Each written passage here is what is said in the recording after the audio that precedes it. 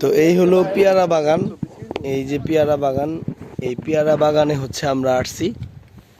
এই যে পেয়ারা, ছোট্ট ছোট্ট গাছে পেয়ারা, এই যে দেখেন ছোট্ট গাছ, এত ছোট গাছ দেখেন। আমের বাগান ছিল এটা না?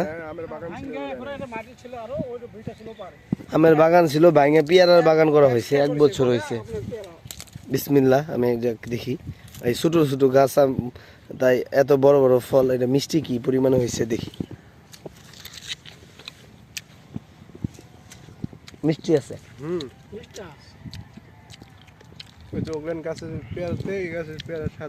আলহামদুলিল্লাহ, মাশাআল্লাহ। ভাই এই পেয়ারা যদি কেউ দুপুরে খায় আর ভাত না খেলে চলবে, পেট ভরে যাবো।